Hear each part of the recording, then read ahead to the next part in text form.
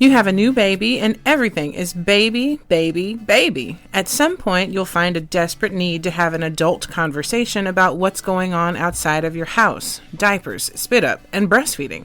How do you navigate the unfamiliar territory of the first weeks of life at home with a newborn without falling into loneliness and isolation? I'm Nikki Helms, postpartum doula and birth educator, and this is Parent Savers, episode 39. Faster than a speeding toddler. Sit still for just a minute. Can soothe boo-boos with a gentle kiss. Would you get down from there? Able to clean poopy bottoms in a single swipe. Oh, what did you eat? Turning frazzled mommies and daddies into procreators of peace and harmony. Ah, quit touching me. It's Parent Savers, empowering new parents everywhere.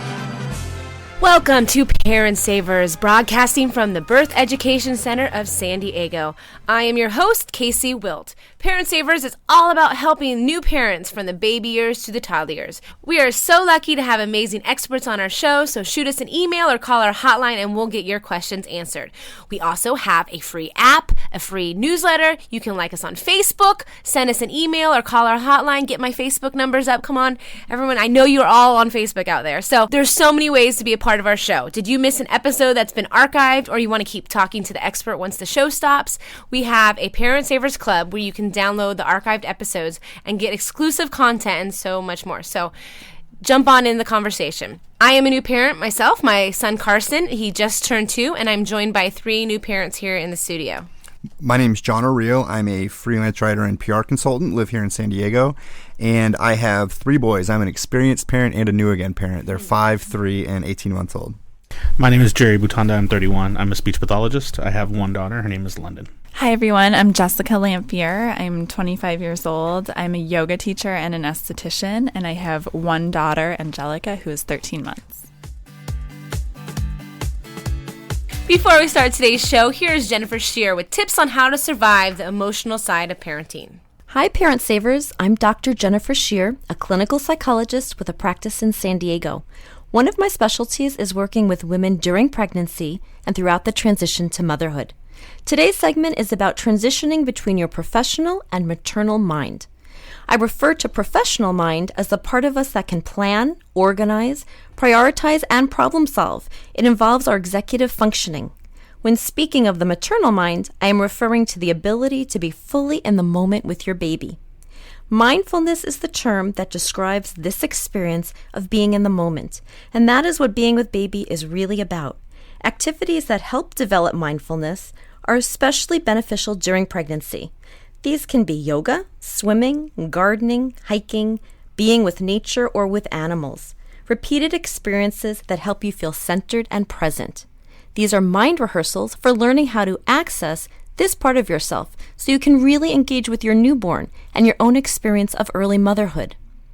Another way to access this maternal state of mind is to immerse yourself in sensory experiences. Think baby powder on freshly bathed baby bottoms. Feel satin and silkies against your skin. Taste banana and pumpkin, mango and peach. Listen to seashells, soak toes in sand. Awaken the part of you that perceives through touch, taste, smell, sight, and sound. This is how we attach with our babies, exactly through these sensory experiences. Hold baby and hold these senses alive. The ability to move back and forth between your professional and maternal mind is so important as a parent. We want to be able to curl up with baby, skin to skin, and snuggle, and also organize and prepare a diaper bag to survive outside the house for a few hours. You have the capacity to access many states of mind through mental observation and focusing attention. While you are busy capturing photo moments of baby on the camera, snap mental moments of yourself as well. This will help develop the flexibility to be able to both manage the moment and be in it as well. Thanks for listening to Parent Savers, and be sure to listen for more episodes on how to thrive as a new parent. Today on Parent Savers, we have Nikki Helms, postpartum doula, and she's here to talk with us about isolation after a new baby. So I've heard you refer to it in the past. What is the 4th trimester? The fourth trimester is a phrase that I picked up from Dr. Harvey Karp, who wrote The Happiest Baby on the Block. And what he basically refers to that as the first 3 months after the baby was born, so the first 3 months outside of the womb. It's really a whole family adjustment period. So everybody's getting used to having a new baby in the house and what their roles look like now that the baby has actually been born. Mm-hmm. So what do you see as, in generally speaking, the physical, mental, emotional state of new parents? In that fourth trimester? In that fourth trimester. I mean, we know the baby's developing still, but how are parents? They're extremely exhausted. They are... Really? What? I know, unheard of, right? They're extremely exhausted. They're anxious. They're confused. They're getting information from all sides. They're not sure who's right, who's wrong, what to do. And oftentimes they're just trying to keep a lot of balls in the air. They're trying to keep the baby happy. They're trying to keep other children happy if they have them. They're trying to keep each other happy. And everybody's just really sensitive. It's a very sensitive time to be in the house. We had a comment on our Facebook page from Samantha Bay, and she said she went from having a ton of people checking on her through the night, visiting, and then nothing to just the three of them at home. And it's just the transition of that. Can that be hard too as well? That is extremely difficult. It's almost like being an out of work rock star. You are the rock star and everybody wants to know what's going on with you, and they're looking at your belly and they think that everything's fabulous, and then all of a sudden you don't have that anymore. You as a mother don't have that, and all that attention is now focused on someone else altogether. And you start to think, well, you don't know them. You know me. I'm awesome. I made that baby. And that baby is now on the other side of the room. Well, how do you fall in the trap of isolation? So, I mean, you've got all this stuff going on at the hospital and while pregnant, and then you come home. How does one fall into exclusion and everything else? I think a lot of it has to do with the fact that you are concerned about the baby and how the baby will react to certain things. You're concerned about, like right now, a cold and flu season. You don't want to take the baby out of the house because you don't want the baby to get sick.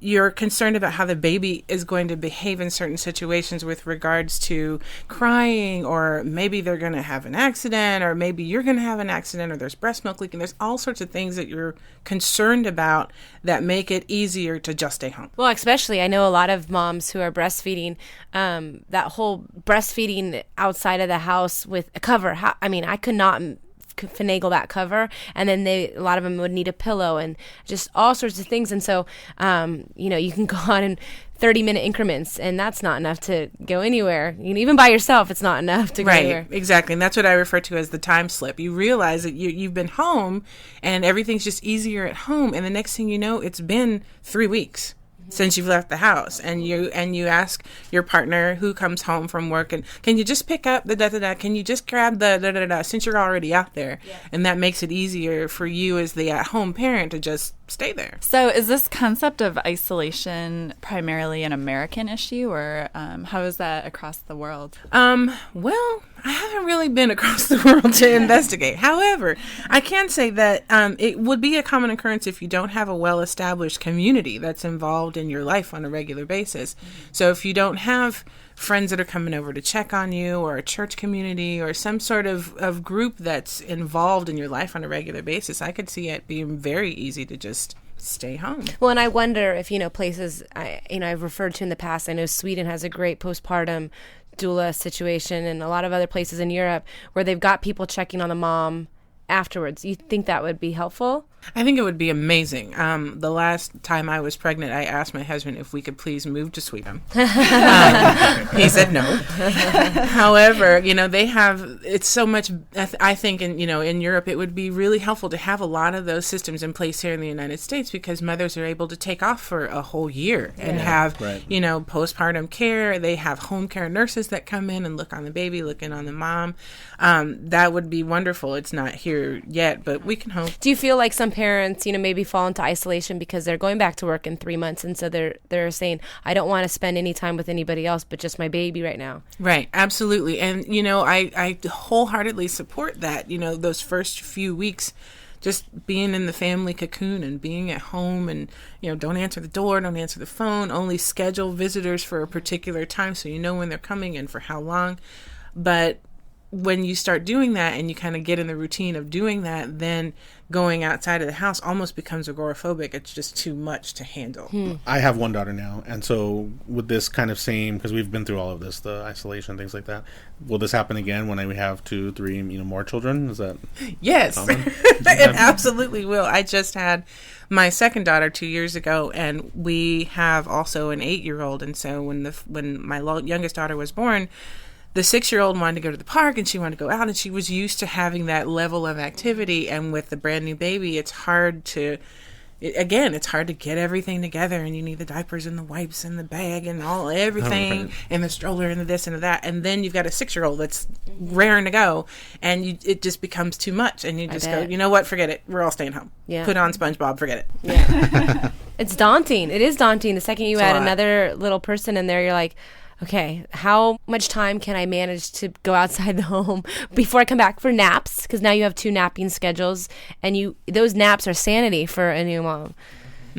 Absolutely. I have, I call it the I'm never leaving the house again syndrome, because the 6-year-old falls apart somewhere because you have to leave because the baby needs a nap, and everybody just melts down, and you just figure, you know what? I'm never leaving the house again. That's it. We're staying home. We're ordering stuff off the internet, and we're getting the cable bumped up because we're never, ever leaving the house again, ever.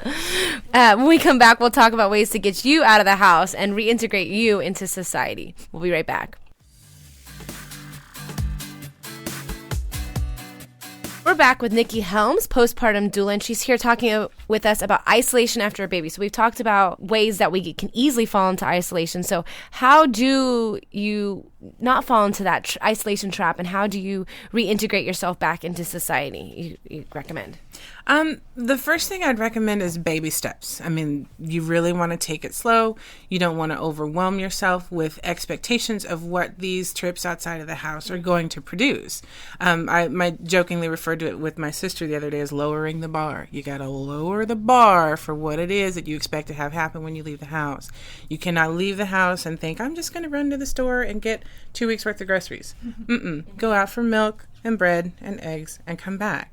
Small accomplishments are what build up. Well, and everyone knows when you go to the grocery store without your kids, it's a holiday. It's a tiny vacation. Well, and I wanted to share again on Facebook. We had a couple people. We had a woman named Monica, and she said, I thought this was helpful. My husband decided I needed to have some visitors, and we set Wednesdays and Saturdays as the days we'd either have someone over or we'd leave the house as a family.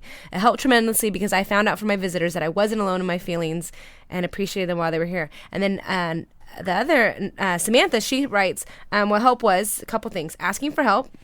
She wasn't good at it, so she had to force herself. She said getting up, putting a cute outfit and makeup on, even if she wasn't going anywhere, because it's just easy to stay in sweats all day.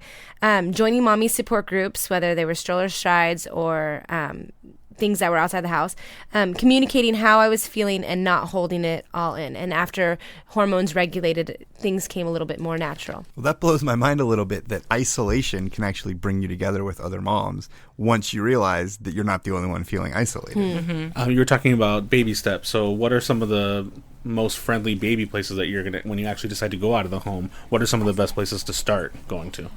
Well, we're lucky here in San Diego that we have the San Diego Zoo and Safari Park, which are just fabulous. And if you have a membership, go. And you can go and not feel badly if you only stay for 45 minutes. You get everything packed up and you go and you hang out for half an hour, 45 minutes, and then come home. You've been out, you've seen stuff, you've interacted with people. It's been great, and now you come home. And I think zoos around the country, also are probably pretty similar in having those programs or having good memberships for families. Right, absolutely. And I think that that's probably within the first years of my children's lives, that was the best money we spent, was the money on a zoo membership. Absolutely. That's a good idea. We also, museums are good places to go. Locally, we have free museum Tuesdays. So you can go on Tuesday. The train museum is wonderful. You go and the kids watch the little model trains go around. It's fabulous. There are Mommy and Me yoga programs. There's Parents Movie Morning, which is my personal favorite. There's Parents Movie Morning at Hazard Center here in San Diego, and they show first-run movies, which are shown with the lights raised in the movie theater, the volume lowered. There's a changing table in the back. There's stroller parking, and there's other parents in the theater that are there to see the movie. You're not watching Disney cartoons. You're not watching. Thank goodness. You're not watching Finding Nemo. You're not watching any of that stuff. You're watching, things that are nominated for Oscars. But then you're not judging others, and no one's judging you. Right. And if you happen to have to breastfeed and your cover falls off, then you're probably not the only one. You're not the only one. Well, how do you do that with older children as well? Or is that something, it just can't? It's maybe with your first child you do it. I actually did it with both. With the 6-year-old, I just found an appropriate movie on a holiday when she was off and the baby was little, and everybody go because mommy has got to get out of the house. It's one of those things that I think that even without kids involved, there are times where maybe I'll just want to stay at home because it's easier. But once you get out and start doing things, you feel so much better. You're connecting with others or having new experiences. And so it seems like just a big effort it needs to be made that you need to push, right? Right, you do. And you have to force yourself just a little bit. But you have to there's a fine line between forcing yourself in a good way and then forcing yourself and feeling guilty about not accomplishing it. So you have to find that middle ground between forcing yourself and saying, hey, yeah, okay, I did it, and forcing yourself and going, oh, man, I was only out for 10 minutes. I'm lame-o. Well, and it's not that. So you take them all. If you have two, you go out and you're like, well, this one threw a tantrum. My girlfriend, and because she should call in for a parenting oops with this one, but she went to Starbucks, just wanted a Starbucks, and one kid's freaking out. The other kid takes the ornament off the tree and starts kicking it and starts going underneath people's things. So she's trying to go underneath there. She spills her drink, and everyone just sits and watches. Right. And that's not always the case because there are some helpful people out there, but then it makes you defeated and you don't want to eat, a coffee, and then at that moment you find out where the nearest drive-through coffee place is and you never get out of your car again to get a Starbucks. Mm-hmm. That's what promotes that never leaving the house again syndrome, because you think about, I only wanted a coffee. I was trying to do something really small, and then you just forget it. Never mind. I don't want to do it. So I like what you're saying, just small things. So don't try to accomplish a lot. Even if that coffee was a total defeat, you come home, at least you went out, you interacted with someone, and the next day it might be better. And it's actually a funny experience. Yeah. It is. And in 6 weeks, after. In 6 weeks, you will laugh about it. It'll be hysterical. What are some other tips to get out of the house? I know for me, I went to a breastfeeding support group at the hospital, and most hospitals provide them, and I did not know that. And it's a free thing, and I went in this room, and a lactation consultant runs it, but there's a bunch of moms sitting around, and we're all just chit-chatting, and I used to say my baby got the best feeding that day because I was so busy talking to these new moms about everything, just because we had commonalities, that he got the best feed because we'd just be sitting there for an hour or so and just chatting, and there was a changing table, there was no blowouts, nothing to freak out about. But what are some other tips like that can help moms and dads but get out of the house? The breastfeeding support groups are really, really helpful. I know a friend who always referred to it as boob group, and she'd go to boob group and they would be there, and she did just that. She interacted with other moms and she was really relaxed, which of course helps the breast milk come in, and so that was super helpful. I actually facilitate a maiden to mother support group on Fridays, so coming out to that group, that's a small accomplishment too. You get out of the house and you get there on time. That's all you need to do. Get out of the house and get there on time. That's it. Finding all these sorts of little, new moms groups and support groups. How do you find a new moms group? I found that one at Nature's Whisper Yoga Studio. So you just, honestly, all you have to do is just kind of Google it. I hate to make it sound so simplistic, but you really just sit down, take 5 minutes, and I think Meetup is really good. Meetup for is finding awesome. those things. Meetup for that. In fact, just to plug our next show, we'll be talking for a dad support group to Jason Creeder from Dudes to Dads. Just an example that there's these things out there for dads to get them out there and connected as well. Yeah, it's a friend of mine. She has a support group that she found through one of the local things, and they all get together. And there are dads, because there are stay-at-home dads, and there are groups for stay-at-home dads to get together. So just because you're a dad doesn't mean you have to be by yourself taking care of your kid. You can go to the park with another guy. Yeah. Totally. One of the things that happened with us is when our first son was born, and he's almost 6 now, my wife really felt isolated and alone, and I think she went through a couple pretty rough months.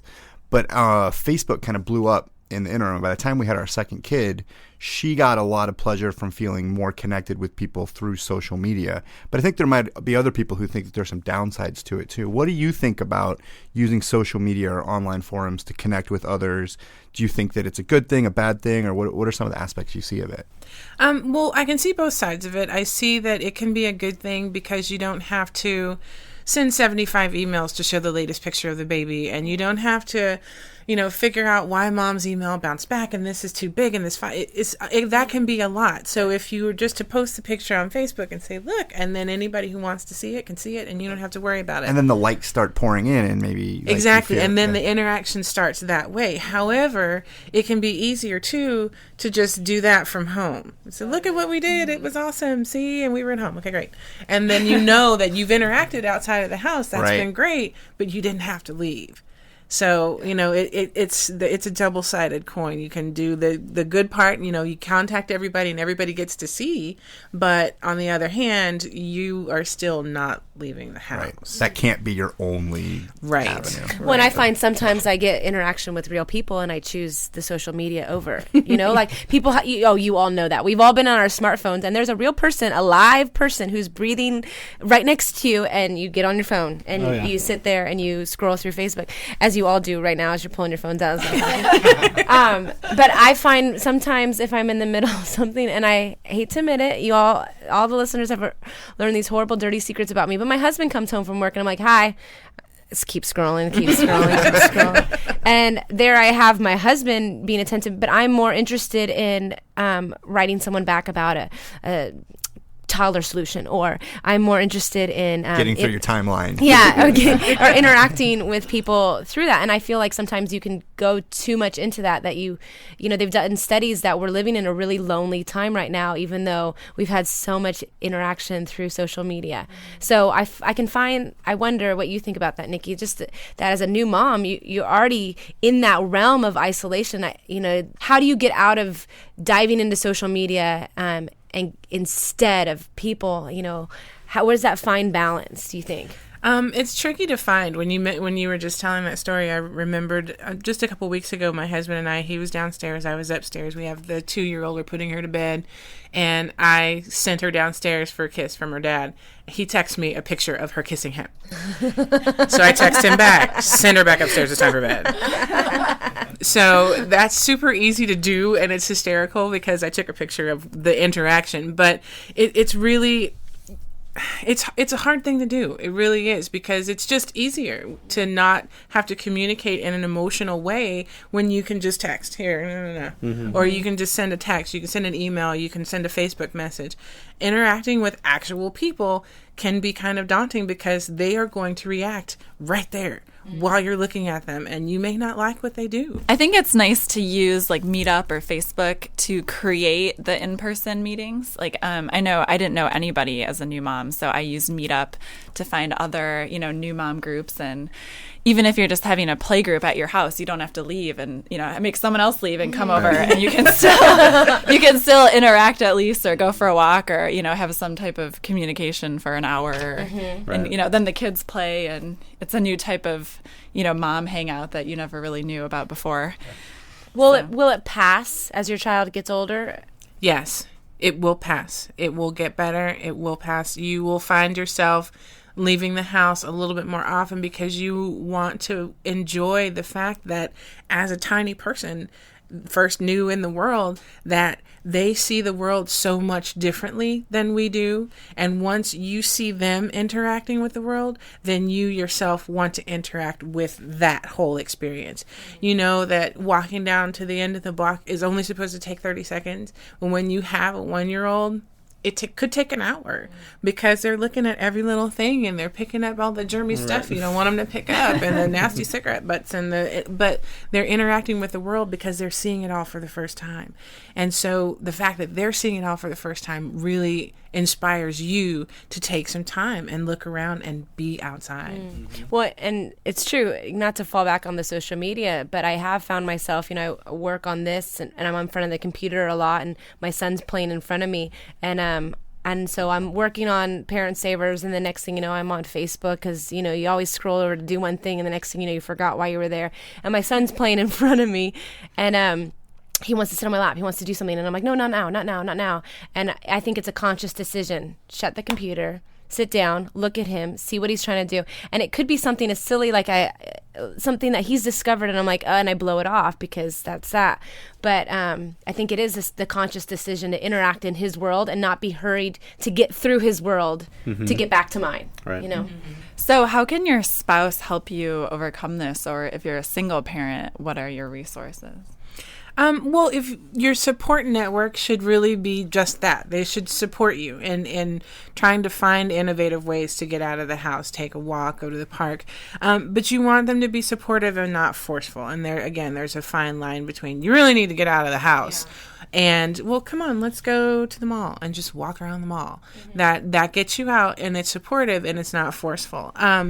If you have a spouse or a partner, you may want to start scheduling a date night. And just say, okay, you know, and like your other Facebook person had mentioned that they had scheduled. Okay, these are the days of the week we're going to go out. These are the days of the week that we're going to have visitors. And when you have that, it doesn't surprise you when it happens. You know it's coming. You know it's going to be on Wednesday from 7 to 9:30. The sitter's already arranged. Look forward to that time. But as the partner, I would recommend going ahead and making the arrangement. Don't ask what they want to do. Just say, here, I put this all together for you. Here you go. So that way it's less stressful on the mom to not have to put any of that together, not have to make any decisions. Just get in the car and go. Yeah, and that includes babysitter. I mean, if your spouse gets the babysitter and everything and just says, we're leaving at this time, and then sets everything up, I think that, because my husband will leave loose ends. And then it's just like, oh, why do we even try? And then the next thing you know, you're driving to the place arguing. This isn't relaxing for me. Exactly. We're sorry, we tried. And that's the response. And then you feel bad because I'm sorry, I know you tried. You know. But that's a really good. I mean, that's a good model to set up for. You know, for once a month from there on out after you have a baby. Let your spouse or your partner set up a date night. And that will help to, you know, that's a whole family wellness kind of thing. You know, that will help to make your relationship better and you as parents better. And if you are in a good place with your partner, then you will be better parents. And so, you know, date night, check-ins. I have friends that get up at 5 a.m. and they have coffee together and they just check in and they say, so how are you? Like in your body, how are you doing? And that quiet time without the kids and the diapers and the spit up and the breastfeeding is really important to help establish the foundation of your family, and the benefit goes so far. It's miraculous. I find another thing that for all those husbands or the partners listening out there was that my husband would come home from work and say, why don't you go upstairs for an hour? Or why don't you go take a shower? You know? Excuse me? I know. But in peace. So for me, I was like, what? I can shower today? But I feel like just those little times, even if I'm staying in my house, but those moments away from my child, but having my spouse take over instead of being like, here, he's yours, and storming off, but having my spouse take initiative in giving me time off. Or why don't you go to the store by yourself? You know, something, I mean, you have to phrase that nicely. Yes, very much so. Tone is very important. Or like, so let's say you're talking to your husband that day, you know, and saying, I have to go to the grocery store, and having the husband respond back with, why don't you do that when I get home and I'll watch the child and you can go by yourself? That's a good way to do it. That's super helpful, and it's way more helpful than, I'll just pick that up on my way home, because there again, you're setting yourself up to be isolated. But yeah, tone is super important when you've got this sensitive person that's hormones are kind of out of whack, and tone is very important. What? You want me to take a shower? I smell that? Yeah, so what are you trying to say? I didn't take a shower. I've been taking care of your kid all day. What do you want from me? So, and it goes south. No. In general, the spouses are coming from a happy place, and or your teammates or your partners, and I think that's important for everyone to remember. Absolutely. They just want to help. They really, really do. That's great. Is there any other tips you can add before we finish up of how we can reach out for help, whether with our spouses or our friends, neighbors, churches? I always tell people just, send up a smoke signal, throw up the white flag. You have to be able to let people know that you need help, because otherwise, if you don't say anything, everybody just assumes, oh, you new mom, got it all together, you're out, you know. And I'll give you space. Yeah, I don't want to try and tell you how to raise your kid, and that's what happens a lot of times. So you've got to be comfortable with asking for help, and I am not one of those people. I'm not one of those people that's been comfortable asking for help ever. But when I had my first one, I had to learn to be comfortable asking for help. And, you know, postpartum doulas, they're out there. They'll help you out. And one actually thought I wanted to say, we have Owen. He's a panelist on the show sometimes. And he actually did another spouse thing to do. He would call his wife's girlfriends and invite them over. Because I feel like sometimes I can't ask people for help. I can ask my spouse because I feel comfortable, but I can't even ask my friends for help because they're doing their own thing. They've got babies of their own and everything else. But having the spouse reach out to my friends when I needed girlfriend support and say, hey girls, everyone's coming over to our house, it's wine night or whatever it be, and Owen did that for his wife, and I thought, oh, that's a great idea, the husband helping you reach out for support if you can't do it by yourself. Absolutely. I think another idea, and I talked, I actually did a blog post for this for Parent Savers about finding support systems and getting help when maybe you don't have either, maybe you're a single parent or maybe your parents don't live locally and other people do. One of the things that I think is a really good tip is to pay it forward first. That offer to help other people in the situation. Say, you know what, I'll take your kid for a night, you go out, and then you will get that paid back to you as you go forward. Well, that's a great tip. Well, thanks so much, Nikki Helms, for helping us learn about how to avoid isolating ourselves after the baby comes. If you want more information, go to today's show on our episodes page on our website, parentsavers.com. Our conversation will continue with Nikki after the show for our Parent Savers Club members. We'll be asking about services postpartum doulas give and how they can help you get back on your feet. See our website to sign up. We have an email from one of our listeners, and this one is from Samantha from Kentucky. And she writes, Hi, Parent Savers. I have a question about the Parent Savers Club. How do I listen to the archived episodes once I've joined? I've downloaded the app, but all the archived episodes are still locked. Help! Good question, Samantha. What I'm thinking is that you haven't gone into the settings yet of your app. So you go into the settings of your app, and then you log in your information into the app. And then it unlocks everything, and voila, there you go. Let me know if that helps, and if you have any more questions, drop us a line. That wraps up today's episode. We'd love to hear from you. If you have a question for our expert about today's show or the topics we discussed, call our Parent Savers hotline at 619-866-4775 or send us an email through our website, parentsavers.com or Facebook page, and we'll answer your question in an upcoming episode. Don't forget to tune in to Behind the Scenes Parent Savers Club to keep listening. Next week, we're talking about a new breed of dads. Thanks for listening to Parent Savers, empowering new parents. This has been a New Mommy Media production. The information and material contained in this episode are presented for educational purposes only. Statements and opinions expressed in this episode are not necessarily those of New Mommy Media and should not be considered facts. While such information and materials are believed to be accurate, it is not intended to replace or substitute for professional medical advice or care, and should not be used for diagnosing or treating healthcare problem or disease or prescribing any medication. If you have questions or concerns regarding your physical or mental health or the health of your baby, please seek assistance from a qualified healthcare provider. Hey mamas, don't forget to check out Mighty Moms. It's our online community built for new moms just like you.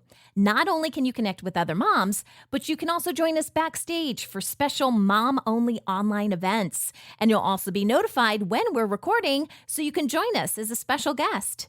Visit our website, newmommymedia.com, and click on the Mighty Moms banner.